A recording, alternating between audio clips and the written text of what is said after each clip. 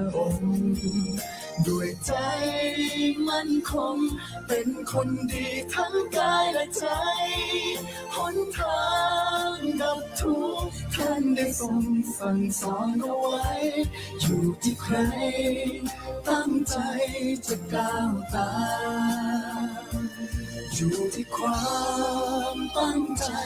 และมั่นคงขอน้อมต่อพระรัตนตรัยกราบคารวะพระเถระเถระทุกท่านทุกรูปกราบคารวะพระอาจารย์พระครูเกษมพิโสพลผู้อำนวยการสถานีกราบคารวะพระอาจารย์พระครูปริยัติยานุการดร.รองเจ้าคณะอำเภอเขมราชขอความเจริญในธรรมแก่เพื่อนสหธรรมิกทั้งหลายเจริญพรญาติโยมสาธุชนทั้งหลายทุกท่านทุกคนที่ติดตามรับฟังรายการธรรมศึกษาบูรณาการทางอากาศที่สถานีวิทยุวัดพิษโสภารามตำบลเชียงนำอำเภอเขมราช FM 102.75 เมกะเฮิรตซ์อันนี้เป็นวันพฤหัสที่9เดือนเมษายนพุทธศักราช2569 ในรายการธรรมศึกษาบูรณาการทางอากาศอันนี้กับผมอาตมาภาพมาทำหน้าที่ในการดำเนินรายการเป็นการสืบต่อในเนื้อหาสาระที่ได้กล่าวมามื้อนี้พระอาจารย์พระครูปริยัติยานุการไปเยี่ยมลุงเน้นไปเป็นพระวิทยากรบรรยายเพื่อเพิ่มเติมเสริมความรู้ให้ลูกเน้นก็คาดว่าควรจะแล้วก็ประมาณ 2 ทุ่มเศษถึงเกือบ 3 ทุ่มธรรมภาพก็มาทำหน้าที่ในการดำเนินรายการในเบื้องต้นขออนุโมทนาขอบคุณญาติโยมแฟนรายการทุกท่านทุกคนที่มีอุปการะคุณที่ให้การอุปถัมภ์ค้ำชูให้การอุปถัมภ์กองทุนหนุนกองธรรมอุปถัมภ์บาทออมบุญอุปถัมภ์ค่ากระแสไฟฟ้ารายเดือนรายปีต่อทางสถานี นอกจากนั้นแล้วก็ยังให้การอุปถัมภ์ในด้านการศึกษาเราเรียนทั้งนักธรรมบาลีปริยัติสามัญ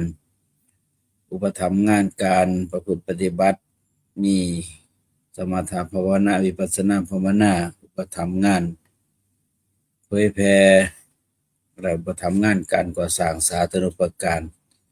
ฉะนั้นทุกๆบุญที่เกิดขึ้นจากการให้ธรรมะก็ขอมอบเป็นพรให้ทุกท่านทุกคนที่มีอุปการะคุณได้รับอานิสงส์แห่งธรรมเหมือนกับตนทำเองได้สำเร็จผลในสิ่งที่ตั้งใจปรารถนา ในมื้อนี้ก็มา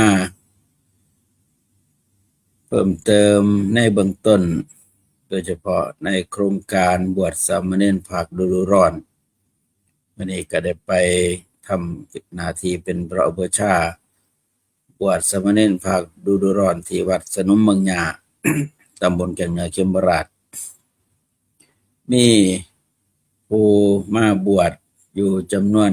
30รูปบวชก่อน1รูปบวชมื้อนี้29รูป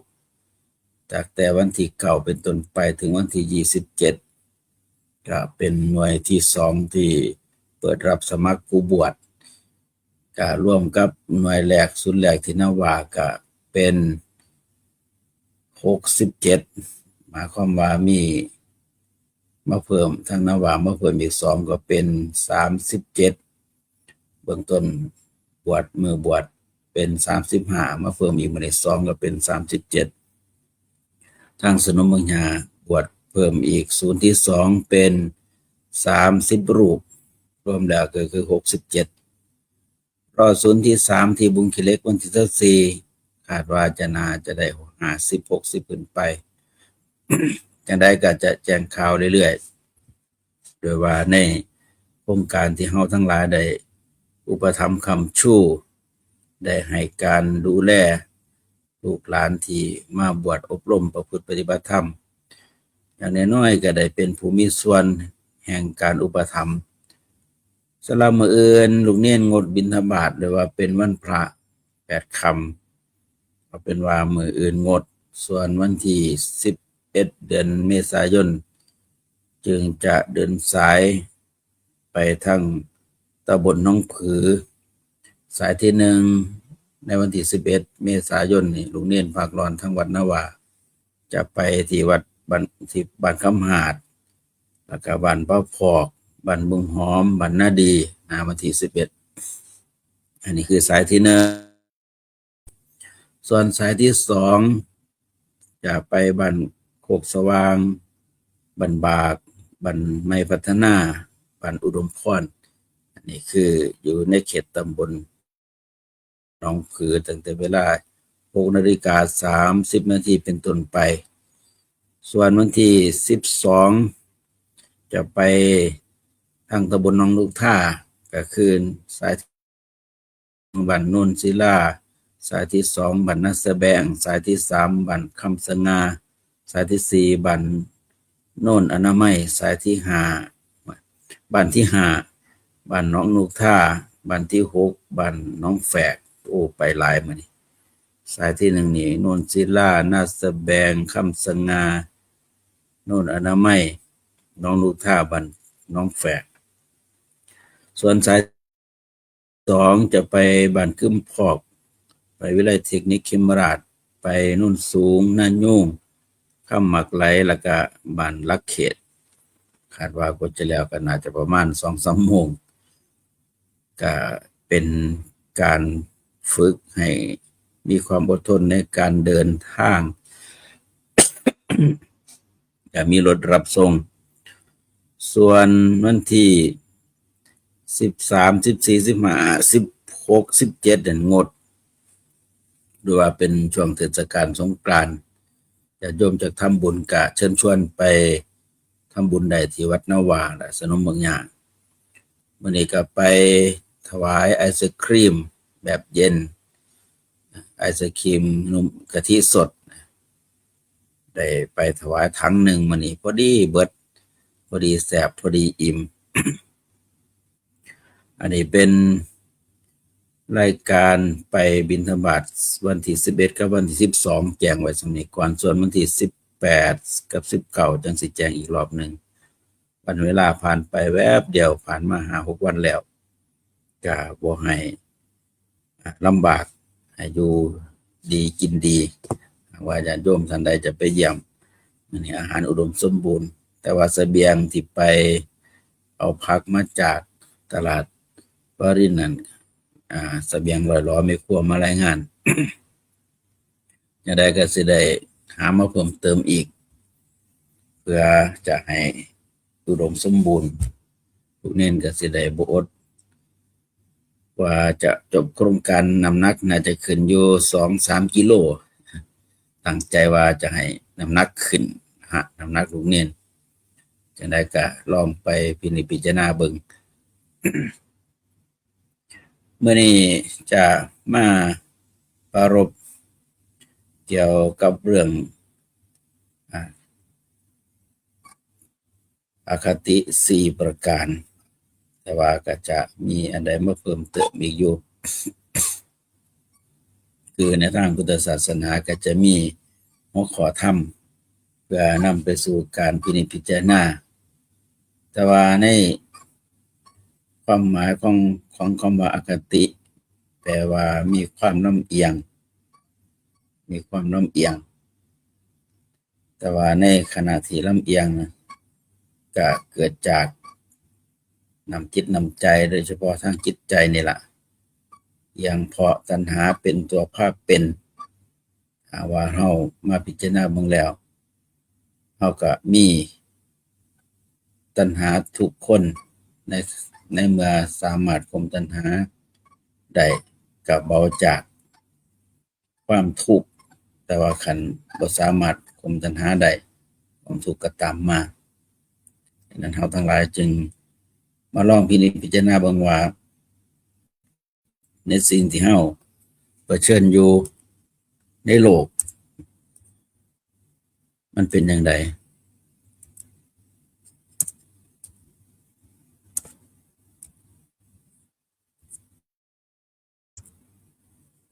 คือในหน้าที่ของการเป็นอคติสีมีหยังแน่ก็ปรารภคือ1ฉันทาคติลำเอียงเพราะรัก หรือว่าลำเอียงเพราะชอบพอกันข้อที่สองโม โทสาคติลำเอียงเพราะเสียดชังกันสามโมหคติลำเอียงเพราะโง่เขลาหรือว่าหลงผิดหรือว่าขาดสติข้อที่สี่นี่ลำเอียงพยาคติลำเอียงเพราะกลัวเป็นหัวข้อธรรมะศึกษาบูรณาการทางอากาศจะได้นำมา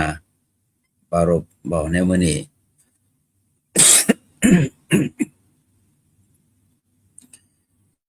คือในพูดตามเนื้อหาพูดตามสาระที่ได้ยกไว้ก็เป็นการอธิบายขยายความในความหมายอันหนึ่งก็บอกว่าอคติคืออะไรอคติมันมีมาจากคำว่าอคติหมายถึงฐานะที่ไม่พึงถึงความประพฤติที่ผิดความลำเอียงมีอยู่สี่คือถ้าหาว่าเฮาประเมินเบิ่งแล้วในอคติสี่เหตุใดพระโสดาบันจึงบ่ล่วงอคติสี่ก็คือได้ว่าพระโสดาบันนี่ดับกิเลสหยาบอันใดแก่อคติสี่ได้แล้วก็เป็นสมุจเฉทถูกก็คือหมายถึงว่า ลาสกจติติวิจิกิจฉาศิรปัตถปรมาสได้เพิ่นก็เลยมีการได้บรรเทาในส่วนที่เป็นอคติแต่ว่าปุถุชนคนธรรมดายากที่จะละแปลว่าความหักนี่มันเป็นส่วนหนึ่งที่นำพาไปสู่ความลำเอียงก็เข้าข้างหมู่พวกคนที่หักยังข้างผู้ที่บ่หักมันถึงหาว่าจะ พยายามที่จะฝืนใจแต่ว่าความรู้สึกนึกคิดในใจก็ต้องให้เครดิตกับผู้ที่หักแต่ว่าโลกนี้จึงมีหักมีสั่ง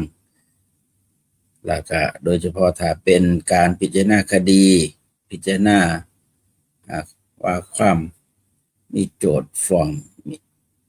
มี การพิจารณาคดีเพื่อตัดสินคดีนี่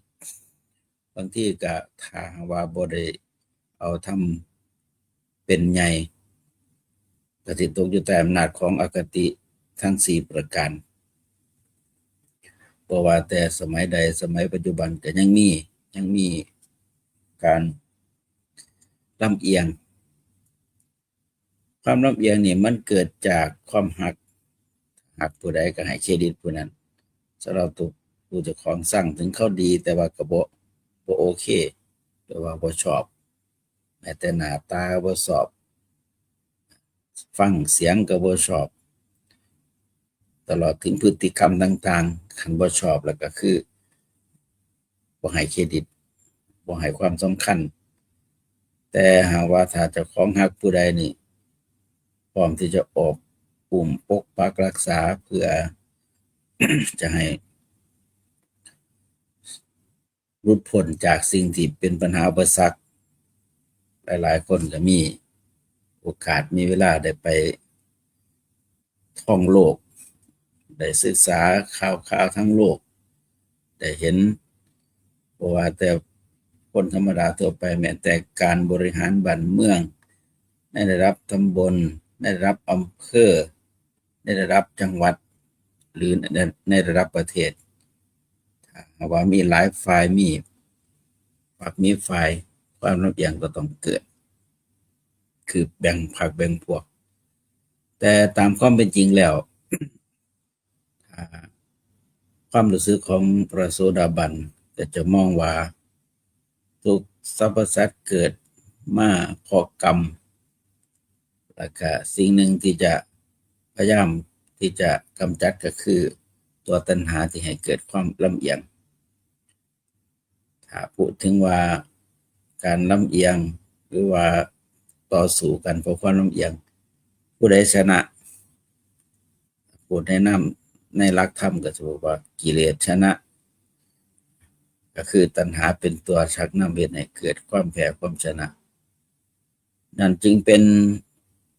บทที่จะกลับมาพิจารณาถึงว่าทำไมต้องเอียงก็ด้วยว่ามันมีตัณหาเป็นเหตุทำให้เอียงว่าในสิเหตุจังใดสิอยู่เหนือตัณหาใดบ่ให้เอียงอันนี้ก็ต้องไปฝึกฝนจิตใจคือสภาพของจิตที่ได้รับการอบรมจนกว่าจะเกิดความเสมอภาคถ้าจะเสมอภาคแบบบริสุทธิ์ยิ่งใหญ่ที่สุดก็คือการได้บรรลุธรรมเป็นพระอรหันต์อันนี้บ่ฮักบ่สั่งแม้แต่ศัตรูแม้แต่ลูกที่เป็นที่ฮักก็บ่ฮักบ่สั่งอยู่กลางๆเพราะตัวตัณหาที่นำให้ฮักให้สั่งมันเบิดความลำเอียงบ่มีบ่สูงบ่ต่ำบ่ไหลไปตามกระแสอยู่คงที่สภาพจิตของผู้ที่ดับตัณหาได้แล้วจึงบ่หยุดตกอยู่แต่อำนาจของอคติ แต่ขันปุถุชนคนธรรมดาทั่วไปเนี่ยก็ยังมีความรู้สึกนึกคิดเพราะตัวทวงตัวที่เป็นตัณหามันเป็นตัวทวงพยายามที่จะฝืนพยายามที่จะอยู่ให้ตรงกลางบนละเอียงไปขวาไปซ้ายแต่ว่าก็ถูกดึงจนได้พอถูกดึงแล้วก็หลงประเด็นไปอุ้มชูคนที่หักไปเบียดเบียนคนที่สร้างมันก็เลยเป็นผลเหตุให้โลกเดือดร้อนเอาเองผู้ที่อยู่แต่อำนาจของตัณหาก็เดือดร้อน ผู้ที่อยู่ใกล้ชิดก็เดือดร้อนคนดีก็ถูกเบียดเบียนก็เดือดร้อนด้วยกันเพราะตัวตัณหาเป็นตัวภาพเป็ดถ้าสมมติว่าในการมุมมองของการปฏิบัติธรรมถ้าระลึกนึกว่าสิ่งที่เฮาเผชิญอยู่ในโลกนี่มันเป็นทุกข์อยู่แล้วทุกข์จากหนาวทุกข์จากร้อนทุกข์จากสิ่งที่มาเบียดเบียนโรคภัยไข้เจ็บทั้งกายนี่ก็ทุกข์นอกจากนั้นแล้วก็มีความทุกข์ทั้งใจอีกบัดคือสิ่งที่เฮาได้เผชิญอยู่จิตใจนี่เป็นสิ่งที่มีโรคคือตัณหาเบียดเบียนเสียดแทงอยู่ตลอดเวลาทีนี้เฮาก็เลยหาวิธีมาส่องเบิงมาปรับปรุงจิตใจให้อยู่ในภาวะของความเป็นผู้อยู่เหนือของความลำเอียงคือเหตุจังใดให้จิตดวงนี้อยู่เหนือตัณหาบ่ตกอยู่ใต้อำนาจของตัณหาก็คือ พยายามเอาทำเป็นไงภาษาหนึ่งมันว่ามันมีโลกาธิปไตยธรรมาธิปไตยและก็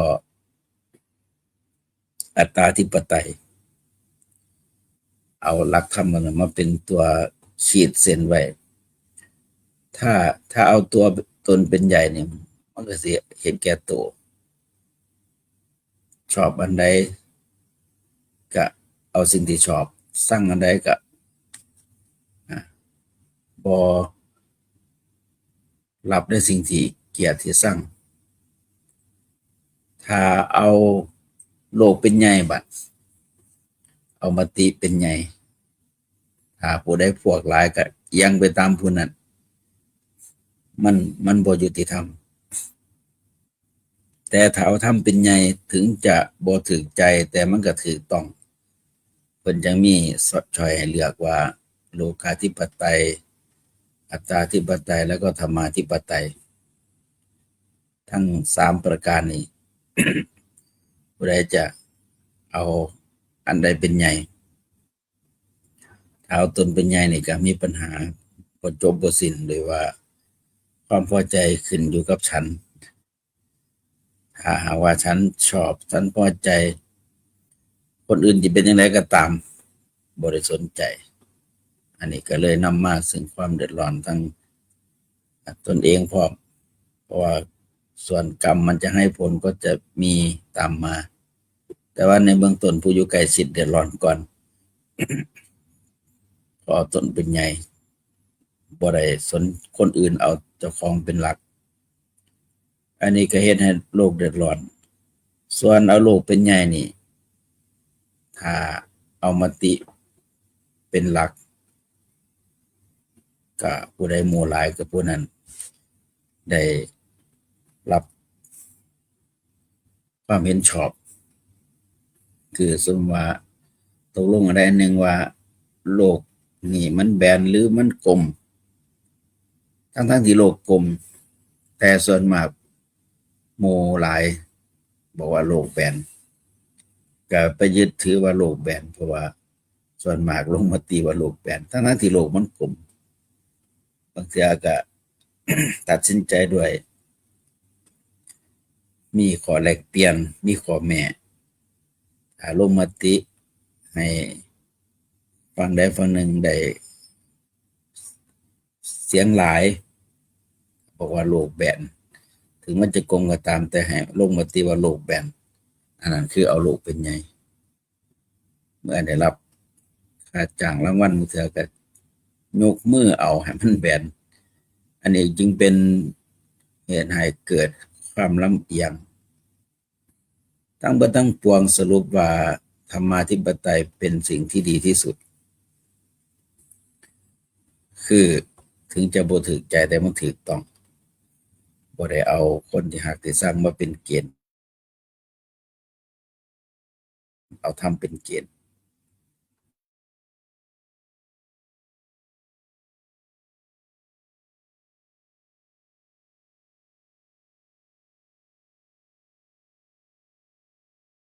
ไปจากตัณหาเช่นว่าแนะนำเรื่องทานทั้งที่คนตัวไปแต่นี้บ่อยากเสียสละบ่อยากให้แต่พระองค์ก็สอนให้รู้จักแบ่งปันรู้จักเสียสละเพื่อหยังเพื่อบรรเทาความโลภมันก็เลยฝืนใจถูกใจบ่ถูกใจเพราะมันเสียของการให้ทานต้องทั้งเงินทั้งปัจจัยสิ่งของต่างๆต้องเสียสละแต่มันถูกต้องบ่ว่ามันเท่าความโลภถูกต้องตามธรรมถ้าต้องการให้ความโลภลดลงหรือเบิดไปสิ้นไปต้องสละสิ่งที่เป็นภายนอกก่อนเมื่อสละสิ่งที่เป็นวัตถุภายนอกแล้วจังสละสิ่งที่เป็นตัวตัณหาภายใน ยกจิตใจให้สูงไปตามลำดับพระองค์ก็เลยเอาทำเป็นใหญ่ถึงจะบ่ถูกใจแต่หาให้ถูกต้องนอกจากนั้นแล้ว ก็ยังสอนเรื่องการบำเพ็ญตบะคือศีลในสมัยพุทธกาลพระองค์จะแสดงธรรมเรื่องอนุปปิกถาบ่อยมือเลี้ยงท่านและก็เรื่องศีลการปฏิบัติศีลลำบากตรงที่ว่าบ่ได้ทำตามใจอยากล่วงเกินชีวิตเขาก็มีศีลเป็นตัวรักษาจากหลักของเขาก็มีศีลเป็นตัวกันอยากประพฤติผิดนะลูกเขาเมียเขาก็มีศีลข้อ3เป็นตัวรักษาอยากโกหกหลอกลวงก็ศีลข้อ4รักษาอีกอดเอาอยากมึนอยากเมาอยากมวนก็อดมีศีลข้อ5เป็นฐานที่จะนำพาไปสู่การปฏิบัติแต่ถึงจะได้ก็ตามหากว่าฝืนมันได้ผลดีก็คือว่าข่มตัณหาได้เขาตัณหาให้ได้คืออยากแต่ว่าบ่ทำตามความอยากบ่ทำตามความปรารถนาเพราะการทำตามความอยากความปรารถนามันจะนำพาไปสู่ความเป็นทุกข์ที่ว่านี่เฮาทุกข์มาหลายภพหลายชาติจากตามใจตัณหานี่ล่ะอยากฆ่าอยากฆ่าอยากลักก็ลักอยากประพฤติถูกเขาเมียเขาผิดก็ประพฤติอยากโกหกเราร่วมก็โกหกหรือว่าอยากมึนอยากเมาก็สนองเจตนาตามปรารถนาสุดท้ายก็นำไปสู่ภพภูมิที่เป็นฝ่ายต่ำความทุกข์ก็ตามมานั่นคือผลเสียจากการตามใจตัณหานำไปสู่ความทุกข์จากการไปตกสู่อบายภูมิแต่ว่าหากว่าเฮาได้ฝืนจิตฝืนใจอย่างที่พระพุทธเจ้าสอน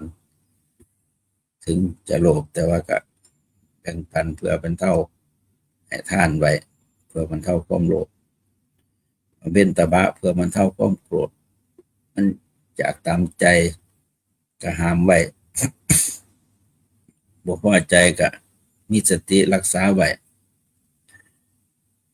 แม้แต่ ความยินดีพอใจความยึดมั่นอยากยึดอยากติดก็ต้องมองว่าเป็นสิ่งที่บ่เที่ยงแท้แน่นอนบังคับบัญชาบ่ได้บ่แม่นตัวเป็นตนให้ปล่อยวางคลายความกำหนัดยินดีตั้งแต่มันบ่ทันได้แตกไป อันนี้คือเป็นสิ่งที่พระองค์สอนเพื่อให้คลายความยึดมั่นถือมั่นเราทั้งหลายก็สิได้ไปลองปฏิบัติเบิ่งโดยเฉพาะการผ่อนเบาความกำหนัดยินดีนี่มันเฮ็ดยากเพราะว่าเราได้คุ้นชินมานำกับการยึดมั่นถือมั่นพอสิมาปล่อยนี่มันก็ยากที่จะทำใจอย่างเราเคยสบายมานานพอมาเป็นทุกข์นี่โอ้ยดิ้นรนอยากอยู่อยากพักแต่ว่าพอเฮ็ดไปน้อยหนึ่งเดี๋ยวก็ชิน คุณงามความดีมันกันเฮาเฮ็ดเป็นประจำทั้งทานศีลภาวนาพอได้ประพฤติปฏิบัติเป็นประจำแล้วก็จะเกิดเห็นผลจิตใจก็รู้สึกว่าจะคู่ควรแก่การงานบอกง่ายสอนง่ายแต่ตอนแรกเนี่ยจิตนี่ก็เว้ายากสอนยากบังคับบัญชาอยู่บ่แล้วยังไหลไปสู่ไฟต่ำอีกกว่าจะเอาอยู่ก็ต้องใช้ระยะเวลาคือกันกับเราต้องการอยากให้ไม้มันตรงตอนแรกตัดมามันก็คดๆงอๆอยากให้ตรงก็มาขางไฟแล้วก็มาบิดซ้ายบิดขวาให้มันตรงต้นก็ยากแน่แต่ว่าพอขยันในการดัดสุดท้ายก็ตรงแล้วก็ไปใช้ประโยชน์เฮ็ดลูกศรก็ได้ เฮ็ดไม้เท่าก็ได้ อันนั้นคือเกิดประโยชน์จากการได้ฝึกได้หัดได้ดัดจิตใจเฮาคือกันว่าเฮาผ่านการฝึกฝนอบรมให้เกิดความตรงไปสู่เป้าหมายความดีแล้วก็สลัดอารมณ์บ่ให้ยินดีในส่วนที่เป็นบาปพอฝึกไปฝึกมาก็จะได้เกิดอาการตรงไปในสายทางแห่งความดีเหตุนั้นในเนื้อหาที่ได้กล่าวในเบื้องต้นว่าอคติลำเอียงพอรักฉันทากติลำเอียงพอรักนี่เกิดมาจากตัณหา พระองค์ก็เลยจึงสอนให้บรรเทาความโลภความโกรธความหลงแต่ว่าในผลอานิสงส์ของการได้ฝึกหัดขัดจิตบ่ให้ตกอยู่ใต้อำนาจของอคติศีลนี่มันก็ยากยกเว้นว่าพระโสดาบันอย่างที่ยกเบื้องต้นข้อที่สองโทสาคติลำเอียงเพราะชังเพราะว่าทุกคนบ่ได้เป็นมิตรสหายกันตลอดถึงหาว่าบ่คุ้นเคยกันบ่จักกันถ้าเจ้านายสั่งให้ไปสั่งก็สั่งนำเขาคือกัน คือสั่งให้ไปจัดการบุคคลที่ตัวเองบ่ชอบด้วยอำนาจเงินด้วยบังคับบัญชาแนวบางทีก็ไปสั่งเขาโดยบ่ทันได้คุ้นจักบ่ทันได้คุ้นเคยไปทำลายในทางพุทธศาสนานี่มีบุคคลตัวอย่างคือพระสารีบุตรจะเป็นผู้ที่บ่โกรธก็คือความโมโหโทสาคติและเบียงพกไม่พอใจเนี่ยไม่มี เพราะว่าเป็นพระอรหันต์แล้วจนถึงขนาดพราหมณ์ได้ทราบว่าพระสารีบุตรนี่เป็นผู้บ่โกรธก็อยากไปทดลองเป็นไปได้อย่างไรคนบ่โกรธอันนึงเห็นมันไปรับบิณฑบาตก็ไปแอบไปทางหลังกับปั่นทุบหลังอย่างแรงพระสารีบุตรแม้แต่หันมามองก็บ่มองจนเป็นเหตุให้ผู้ที่อยู่รอบข้างโกรธแทนผู้ที่ไปทุบหลังเพิ่นก็เกิดอาการร้อนรนในจิตในใจกลัวถูกลงประชาทัณฑ์ก็ไปกราบขอโทษแล้วก็ขอบาตร พื่อที่จะเป็นลูกศิษย์นำไปส่ง ผู้ที่เห็นห้ามไปตีหลังพระสารีบุตรก็ย่อมบ่ได้เตรียมสิรุมประชาท่านพอเห็นบาทอยู่ในมือผู้ตีพระสารีบุตรก็บ่กล้าลงประชาท่านเลยว่ายันบาทแตกสมัยก่อนเป็นบาทดินถ้าเป็นตีเพิ่นลงบาทพระสารีบุตรแตกก็เลยบอกพระสารีบุตรว่าให้เอาบาทขึ้นเนี่ยเขาหน่อยสิจัดการหมอนี่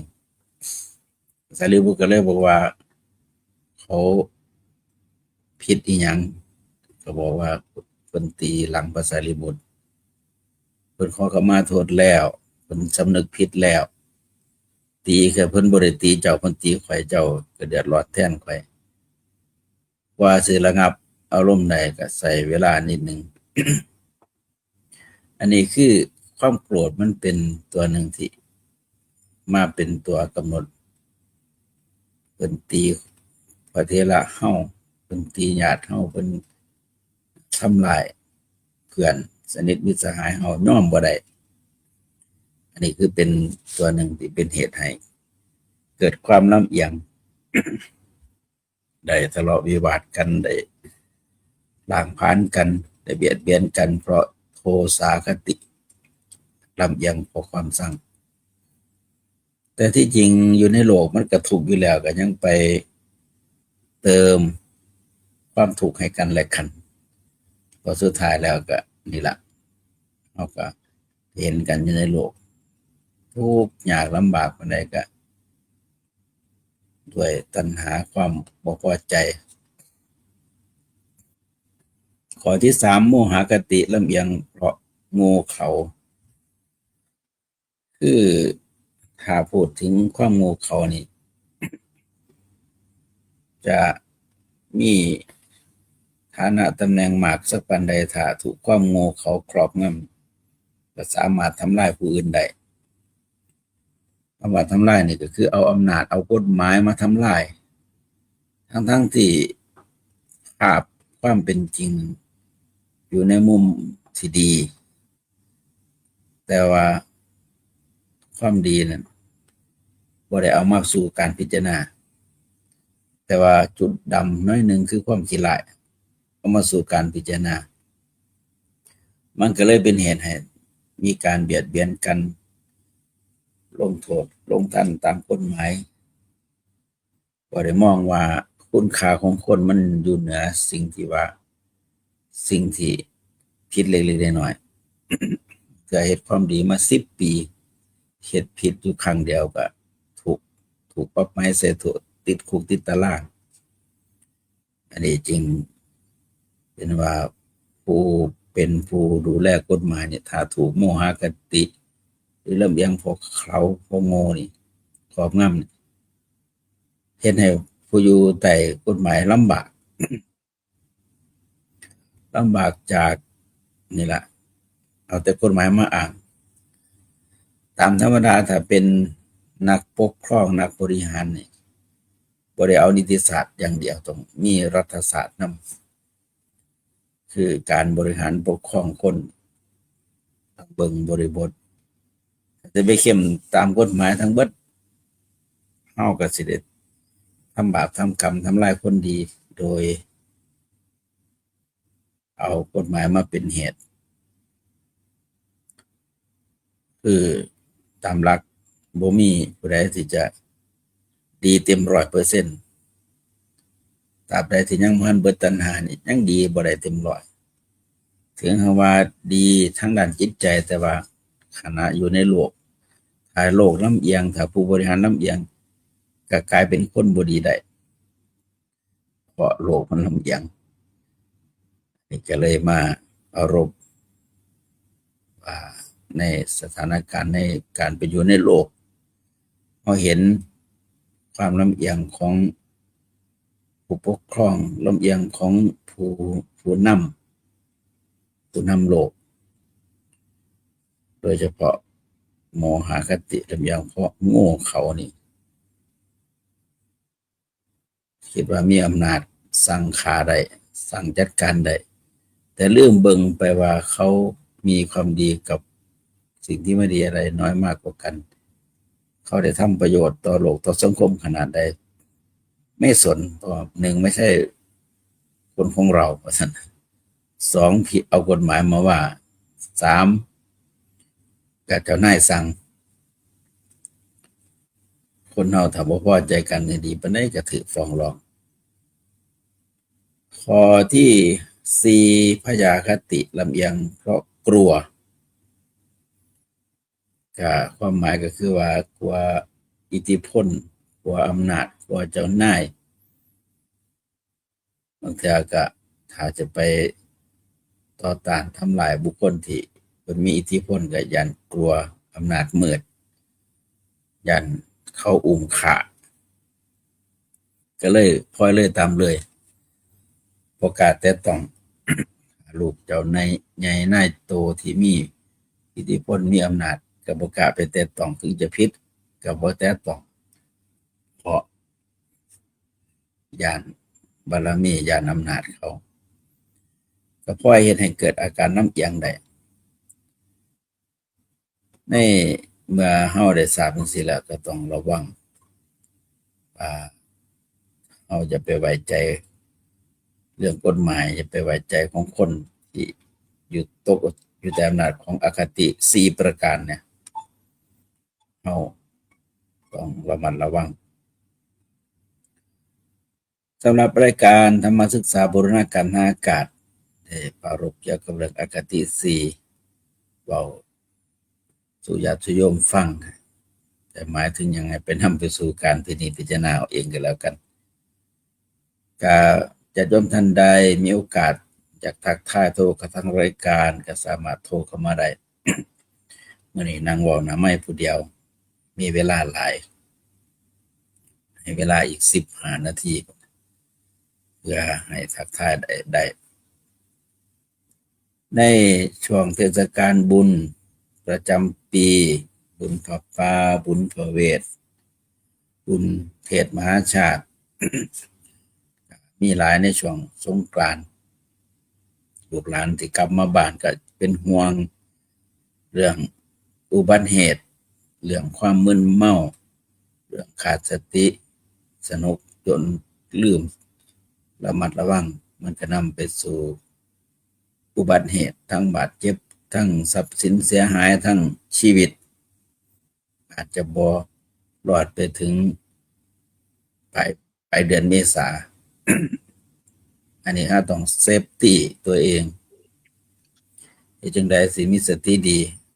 ก็ต้องบ่มึนเมาอะโลเจริญพรกราบนมัสการท่านพ่อครู จ้า ไปใช้เบิด จ้า คือได้เว้าผู้เดียว วันนี้พระครูปริยัติไปบรรยายกับลูกเนนจ้ะ อ๋อ เลยทำงานแทนเพิ่น ขอหน่อยฟังผู้มืออยู่เด้อหักบ่ได้โทรเข้าหา ครับทุกขอบคุณหลายๆคุณแม่ ปวดเด้อ คุณในวงมันทั้ง เข้าฟังกันฟัง ต่อ ผู้ ไป มือ จะ จ ได้ อเป็นยาตัวนอนตัว จ้า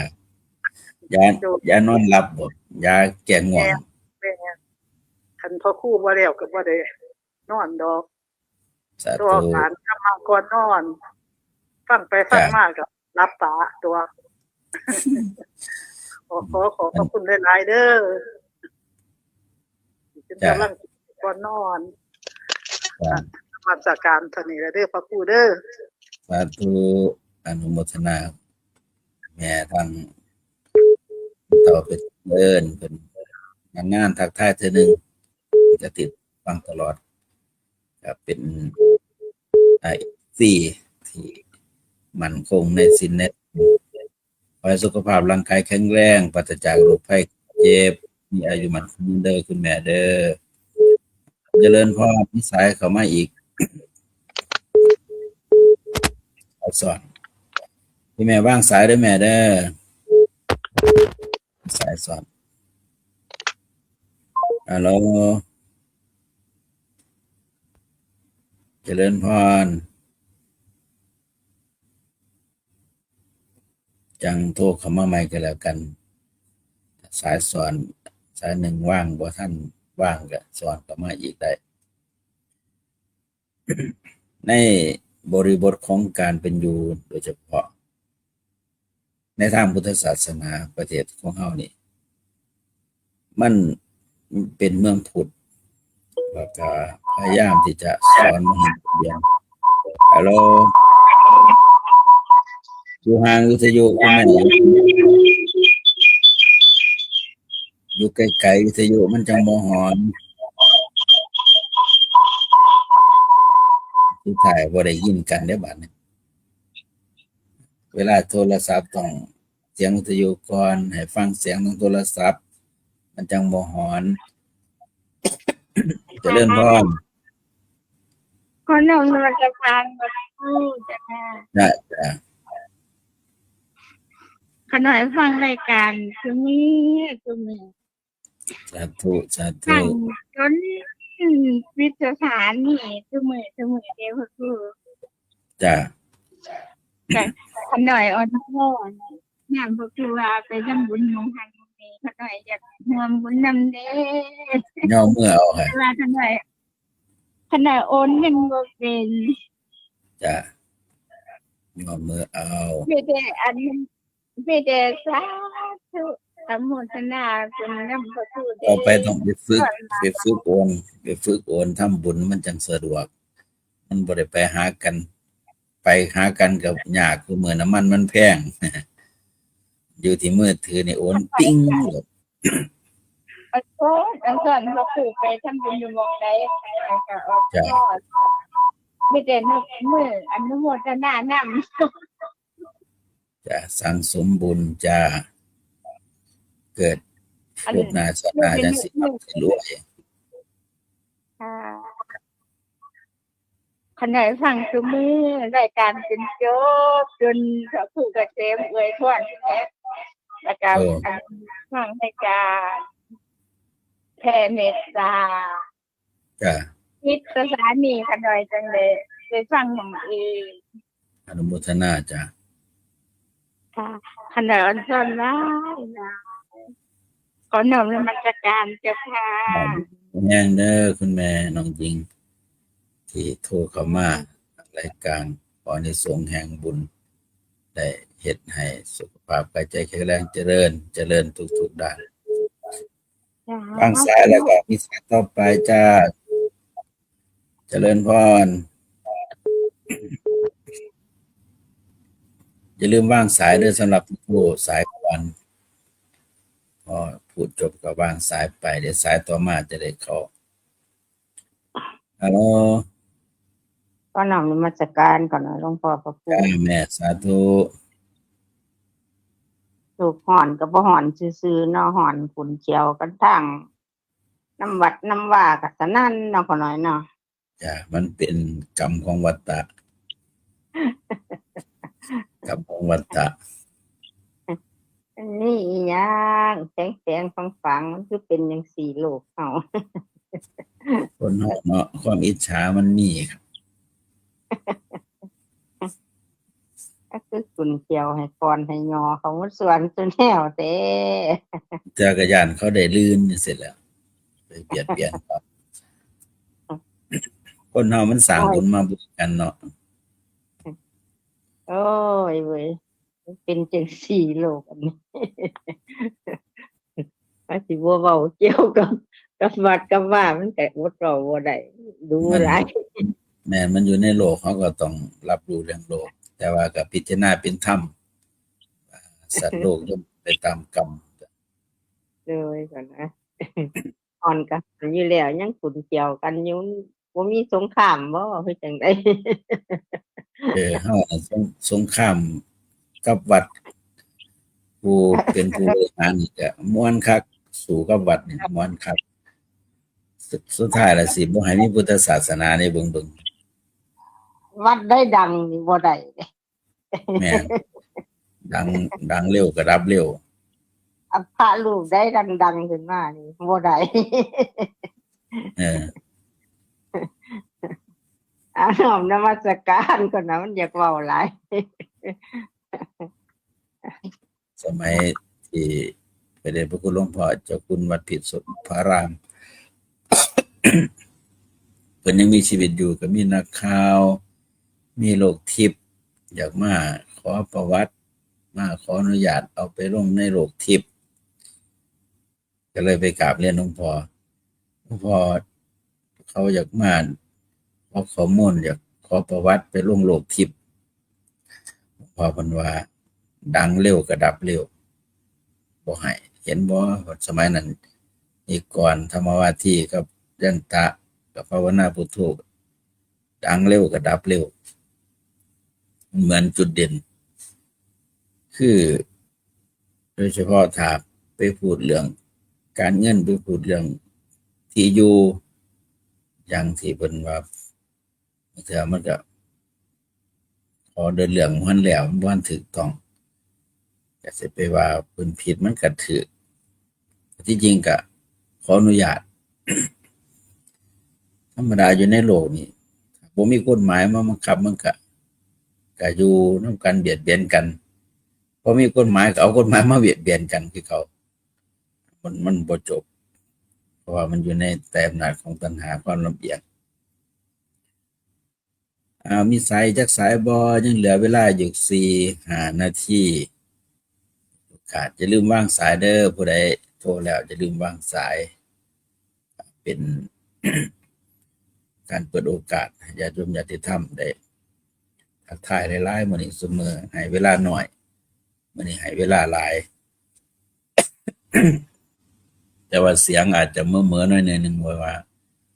ว่านไปเลี้ยงน้ำหวานลูกเน้นเอาน้ำข้าวโพดใส่กับน้ำแข็งมันร้อนได้สูตรได้พิษสูตรพิษไอแต่ว่าก็บ่ทันถึงขั้นไข้สำหรับรายการธรรมศึกษาบูรณาการทางอากาศก็ได้นำเนื้อหาสาระเกี่ยวกับเรื่องอคติ4มาประรบเวลาก็เหลืออีก4 นาทียังพอมีเวลาผู้ใดจะโทรเข้าได้อีกมาเติมเต็มมื้อนี้ทั้งคุณแม่ไรวงมันทั้งคุณแม่น้องหญิงทั้งคุณแม่มโนราได้3 สายมื้อนี้ก็อนุโมทนาขอบคุณส่วนผู้ติดตามทั้งเฟซวารสารข่าวดีคุณวิชันพ่อยอดกราบนมัสการมาคุณนูปอนทักทายมาคุณศักดิ์ภูลินคุณจักรภูมินทางบันซอยมันจะล้านก็ทักทายมานั่งพันผูกกับเขามาเยี่ยมมาชมมีคอมเมนต์น้ำพร้อมคุณสมชายเห็นภูมิทักทายมาขออนุโมทนากดไลค์กดแชร์คุณปัญญาคุณปุญญกรรมโหภิกขุกำลังรับชมอนุโมทนาอันนี้เป็นรายการธรรมศึกษาบูรณาการทางอากาศที่สถานีวิทยุวัดพิโสภารามแล้วก็เฟซวารสารข่าวดีสีสังคมมีเฟซสถานีวิทยุติดตามรับฟังได้ทางออนไลน์และออฟไลน์ย้อนหลัง อย่างข่าวงานบุญท่านใดจะมารวมฟังเทศน์เบียดมหาชาติและ3 ธรรมะในวันที่15ที่วัดนาคนันท์ก็เชิญชวนทำประปาวันที่14แห่พระเวทตอนเย็นส่วน15เช้าทอดประปาปลายฟังเทศน์หรือจะมาระวงจะอยู่คืนวันที่3คืนวันที่13เมษายนส่วนทางโน้นสมบูรณ์ก็มีประปาวันที่12ตั้ง13ถอดในวันที่12มันก็มีหมอลำซิ่งกลางวันว่าซั่นนั่นก็เป็นเรื่องของญาติของโยมไปมักม่วนก็ม่วนไปแต่ว่าก็อย่าลืมตั้งสติดีๆอย่าไหลไปตามกระแสจนมากเกินไปสำหรับมื้อนี้เวลาเบิด